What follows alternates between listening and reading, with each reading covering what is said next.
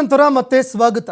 ರಾಜ್ಯ ಕಾಂಗ್ರೆಸ್ ಪಕ್ಷದಲ್ಲಿ ಕೆಪಿಸಿಸಿ ಅಧ್ಯಕ್ಷ ಸ್ಥಾನಕ್ಕಾಗಿ ನಿರಂತರವಾಗಿ ಜಟಾಪಟಿ ನಡೀತಾ ಇದೆ. ಇನ್ನು ಕೆಪಿಸಿಸಿ ಪಟ್ಟದ ಕಿತ್ತಾಟ ಇವತ್ತು ಬೆಳಗಾವಿಯಲ್ಲಿ ತಣ್ಣಗಾಗುತ್ತಾ ಅನ್ನುವಂತಹ ಪ್ರಶ್ನೆ ಕಾಡ್ತಾ ಇದೆ. ರಾಜ್ಯ ಕಾಂಗ್ರೆಸ್ನ ಉಸ್ತುವಾರಿ ರಣದೀಪ್ ಸಿಂಗ್ ಸುರ್ಜೇವಾಲಾ ಅವರು ಆಗಮಿಸ್ತಾ ಇದ್ದಾರೆ. ಅವರ ನೇತೃತ್ವದಲ್ಲಿ ಒಂದು ಸಭೆ ನಡೆಯುತ್ತೆ ಅನ್ನುವಂತಹ ಮಾತುಗಳು ಕೇಳಿಬರ್ತಾ ಇದೆ. ಈ ದೊಡ್ಡ ದೊಡ್ಡ ನಾಯಕರ ಗದ್ದುಗೆ ಗುದ್ದಾಟಕ್ಕೆ ಇವತ್ತು ಸುರ್ಜೇವಾಲಾ ಇತಿಶ್ರೀ ಹಾಡ್ತಾರ ಅನ್ನುವಂತಹ ಪ್ರಶ್ನೆ ಕಾಡ್ತಾ ಇದೆ. ರಾಜ್ಯದ ಪ್ರಮುಖ ಹಿರಿಯ ನಾಯಕರ ಜೊತೆಯಲ್ಲಿ ಸುರ್ಜೇವಾಲಾ ಅವರು ಮೀಟಿಂಗ್ ಮಾಡ್ತಾ ಇದ್ದಾರೆ. ಇನ್ನು ರಾಹುಲ್ ಗಾಂಧಿ ಅವರ ಸಮಾವೇಶ ಪೂರ್ವಭಾವಿ ಸಭೆ ಜೊತೆಗೆ ಈ ಒಂದು ಕಿತ್ತಾಟದ ವಿಚಾರಕ್ಕೆ ಸಂಬಂಧಪಟ್ಟಂತೆ ಚರ್ಚೆ ಆಗ್ತಾ ಇದೆ ಅನ್ನೋ ಮಾತುಗಳು ಕೇಳಿಬರ್ತಾ ಇದೆ. ಸಚಿವ ಸತೀಶ್ ಜಾರಕಿಹೊಳಿ ಮಾಜಿ ಸಂಸದ ಡಿ.ಕೆ. ಸುರೇಶ್ ಜೊತೆಯಲ್ಲಿ ಚರ್ಚೆ ಮಾಡಿದಾರಂತೆ. ಅಕ್ಕಪಕ್ಕದಲ್ಲಿ ಕುಳಿತುಕೊಂಡು ಮಾತುಕತೆ ನಡೆಸ್ತಾ ಇದ್ದಾರೆ ಸುರ್ಜೇವಾಲಾ, ರಣದೀಪ್ ಸಿಂಗ್ ಸುರ್ಜೇವಾಲಾ ಅವರು. ಸಂಜೆ ಮತ್ತೊಂದು ಸುತ್ತಿನ ಸಭೆ ನಡೆಸಿ ಭಿನ್ನಮತ, ಪಕ್ಷದಲ್ಲಿ ಇರುವಂತಹ ಭಿನ್ನಮತ, ಈ ಭಿನ್ನಮತದಿಂದ ಎದುರಾಗ್ತಾ ಇರುವಂತಹ ಗೊಂದಲಗಳು, ಯಾಕಂದರೆ ಬಹುಮತದ ಸರ್ಕಾರ ಇದೆ, ಈ ಸಂದರ್ಭದಲ್ಲಿ ಗೊಂದಲಕ್ಕೆ ಈಡು ಮಾಡೋದು ಬೇಡ ಅಂತ ಎಲ್ಲರ ಮನವೊಲಿಸೋದಕ್ಕೆ ಪ್ರಯತ್ನ ಮಾಡ್ತಾರೆ ಅನ್ನೋ ಮಾತುಗಳು ಕೇಳಿಬರ್ತಾ ಇದೆ.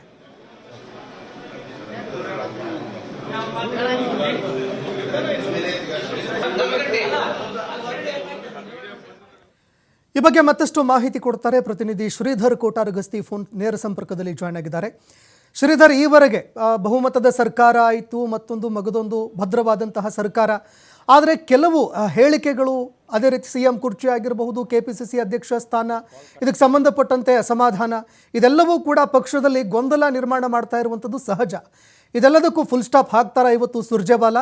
ಸಭೆಯಲ್ಲಿ ಏನೆಲ್ಲ ಚರ್ಚೆ ಆಯಿತು, ಅದೇ ರೀತಿಯಾಗಿ ಪಕ್ಕದಲ್ಲಿ ಕೂರಿಸ್ಕೊಂಡು ಈ ಅಸಮಾಧಾನ ಶಮನ ಮಾಡೋದಕ್ಕೆ ಏನಾದರೂ ಪ್ರಯತ್ನ ಮಾಡಿದ್ರಾ ಅಂತ ಮತ್ತೆ ಸಂಪರ್ಕ ಮಾಡ್ತೀವಿ. ಸುರ್ಜೇವಾಲಾ ಅವರು ಪ್ರಮುಖವಾಗಿ ನೋಡಿದಾಗ ಅಕ್ಕಪಕ್ಕದಲ್ಲೇ ಕೂರಿಸ್ಕೊಂಡು ಮಾತನಾಡ್ತಾ ಇದ್ದಾರೆ, ದೃಶ್ಯಾವಳಿಯಲ್ಲಿ ನೋಡ್ತಾ ಇದ್ದೀರಿ. ಯಾಕಂದರೆ ಒಂದು ಸುಭದ್ರವಾಗಿರುವಂತಹ ಸರ್ಕಾರ ಇದೆ, ಗ್ಯಾರಂಟಿ ಯೋಜನೆಗಳನ್ನು ಜಾರಿ ಮಾಡಿದ್ದಾಯಿತು. ಅಂತಹ ಸಂದರ್ಭದಲ್ಲಿ KPCC ಅಧ್ಯಕ್ಷ ಸ್ಥಾನ ಆಗಿರಬಹುದು, ಅಥವಾ ಪವರ್ ಶೇರಿಂಗು, CM ಸ್ಥಾನಕ್ಕಾಗಿ ಆಗಿರುವಂತಹ ಒಪ್ಪಂದ, ಈ ಎಲ್ಲ ವಿಚಾರಗಳಿಗೆ ಸಂಬಂಧಪಟ್ಟಂತೆ ಬಹಿರಂಗ ಹೇಳಿಕೆಗಳು, ಹಿರಿಯ ನಾಯಕರ ಅಸಮಾಧಾನ, ಮತ್ತೊಂದೆಡೆ ದಲಿತ ನಾಯಕರ ಸಭೆಗಳು, ನಿವಾಸದಲ್ಲಿ ಡಿನ್ನರ್ ಮೀಟಿಂಗು, ಈ ಎಲ್ಲ ವಿಚಾರಗಳಿಗೆ ಸಂಬಂಧಪಟ್ಟಂತೆ ಬಹಿರಂಗವಾಗಿ ಕೊಡ್ತಾ ಇರುವಂತಹ ಹೇಳಿಕೆಗಳು, ಇದೆಲ್ಲವೂ ಕೂಡ ಪಕ್ಷದಲ್ಲಿ ಸಾಕಷ್ಟು ಗೊಂದಲಕ್ಕೆ ಈಡು ಮಾಡ್ತಾ ಇದೆ.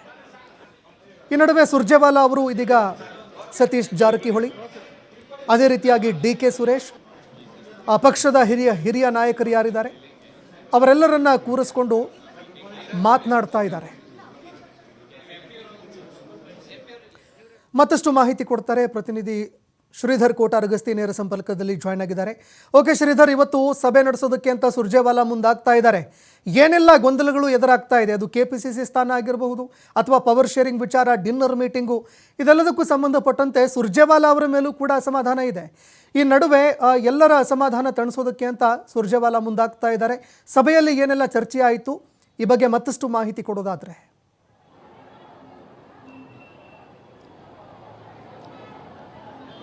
ಸಂತೋಷ್, ಈಗ ಬೆಳಗಾವಿ ಕಾಂಗ್ರೆಸ್ ಕಚೇರಿಯಲ್ಲಿ ಏನು ಸುರ್ಜೇವಾಲಾ ನೇತೃತ್ವದಲ್ಲಿ ನಡೀತಿರ್ತಕ್ಕಂಥ ಸಭೆ ಈಗ ಮುಕ್ತಾಯ ಆಗಿದೆ ಅಂತ ಹೇಳ್ಬೋದು. ಏನು ಬೆಳಗ್ಗೆ 11 ಗಂಟೆಗೆ ಆರಂಭ ಆಗಬೇಕಾದಂಥ ಸಭೆ ಅರ್ಧ ಗಂಟೆ ತಡವಾಗಿ ಆರಂಭ ಆಯಿತು ಅಂತ ಹೇಳ್ಬೋದು. ಪ್ರಮುಖವಾಗಿ ಸುರ್ಜೇವಾಲಾ ರಾಜ್ಯ ಉಸ್ತುವಾರಿ ಆಗಿರ್ತಕ್ಕಂಥ ಹಿನ್ನೆಲೆಯಲ್ಲಿ ಮತ್ತು ಇದೇ ಜನವರಿ 21ರಂದು ಬೆಳಗಾವಿಯಲ್ಲಿ ಏನು ಗಾಂಧಿ ಸಮಾವೇಶವನ್ನು, ಅಂದರೆ ಜೈ ಬಾಪು, ಜೈ ಭೀಮ್, ಜೈ ಸಂವಿಧಾನದ ಅನ್ನುವಂಥ ಹೆಸರಿನಲ್ಲಿ ಏನು ಕಾಂಗ್ರೆಸ್ ರ್ಯಾಲಿ ಮಾಡ್ತಾ ಇದ್ದಾರೆ, ಆ ಒಂದು ರ್ಯಾಲಿಯ ಪೂರ್ವಭಾವಿ ಸಭೆ ಇರ್ತಕ್ಕಂಥದ್ದು. ಈ ಒಂದು ಸಭೆಯನ್ನು ಈಗಾಗಲೇ ಏನಂದರೆ ಬೆಳಗಾವಿ, ಚಿಕ್ಕೋಡಿ ಮತ್ತು ಏನು ಬಾಗಲಕೋಟ್ ಮತ್ತು ವಿಜಯಪುರ ಜಿಲ್ಲೆಯ ನಾಯಕರನ್ನು ಒಳಗೊಂಡ ಈ ಸಭೆಯನ್ನು ಕರೆಯಲಾಗಿತ್ತು. ಈ ಒಂದು ಸಭೆಯಲ್ಲಿ ಈಗಾಗಲೇ ಪ್ರಮುಖವಾಗಿ ಏನು ಸತೀಶ್ ಜಾರಕಿಹೊಳಿ ಆಗಿರ್ಬೋದು, RB ತಿಮ್ಮಾಪುರ ಆಗಿರ್ಬೋದು, ಜೊತೆಗೆ ಸ್ಥಳೀಯ ಶಾಸಕರು ಮತ್ತು ಮಾಜಿ ಶಾಸಕರು ಸೇರಿದಂತೆ ಪ್ರಮುಖ ನಾಯಕರ ಜೊತೆಗೆ ಈಗ ಸಭೆಯನ್ನು ಪ್ರಮುಖವಾಗಿ ಏನಂದರೆ ಸುರ್ಜೇವಾಲಾ ನಡೆಸಿದ್ದಾರೆ.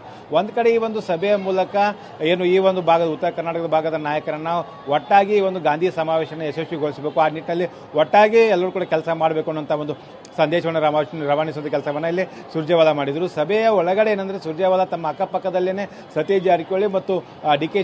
ಸುರೇಶರನ್ನು ಪಕ್ಕದಲ್ಲೇ ಕುಣಿಸ್ಕೊಂಡು ಈ ಒಂದು ಸಭೆ ನಡೆಸಿರ್ತಕ್ಕಂಥದ್ದು ಭಾಳ ಮಹತ್ವ ಪಡೆದುಕೊಂಡಿರ್ತಕ್ಕಂಥದ್ದು. ಇದು ಒಂದು ವಿಚಾರ. ಆದರೆ ಎರಡನೇ ವಿಚಾರ ಸಂತೋಷ್, ಇಲ್ಲಿ ಪ್ರಮುಖವಾಗಿ KPCC ಅಧ್ಯಕ್ಷರ ಬದಲಾವಣೆ ವಿಚಾರವಾಗಿ ಸಾಕಷ್ಟು ಈಗ ಏನು ರಾಜಕೀಯ ಸಂಘರ್ಷಗಳು ಈಗ ಕಾಂಗ್ರೆಸ್ನಲ್ಲಿ ಏರ್ಪಟ್ಟಿದೆ. ಹಾಗಾಗಿ ಆ ವಿಚಾರವಾಗಿ ಕೂಡ ಇಲ್ಲಿ ಎರಡು ವಿಚಾರಗಳಲ್ಲಿ ಭಾಳ ಸುರ್ಜೇವಾಲಾ ಸ್ಪಷ್ಟಪಡಿಸಿರ್ತಕ್ಕಂಥದ್ದು. ಮೊದಲನೇದಾಗಿ ಏನು ಸಚಿವ ಸತೀಶ್ ಜಾರಕಿಹೊಳಿ KPCC ಅಧ್ಯಕ್ಷರ ಬದಲಾವಣೆ ವಿಚಾರವಾಗಿ ಏನು ಹೇಳಿಕೆಯನ್ನು ಕೊಟ್ಟಿದ್ರು, ಆ ವಿಚಾರವಾಗಿ ಏನು ಪಕ್ಷದಿಂದ ಒಂದು ಒಂದು ನೋಟಿಸನ್ನು ಕೊಡಲಾಗಿದೆ ಅನ್ನೋಂಥ ಒಂದು ಮಾತುಗಳು ಕೇಳಿ ಬಂದಿದ್ದು. ಅದನ್ನು ಈಗ ಸುರ್ಜೇವಾಲಾ ಸ್ಪಷ್ಟವಾಗಿ ತಳ್ಳಿ ಹಾಕಿದ್ದಾರೆ ಅಂತ ಹೇಳ್ಬೋದು.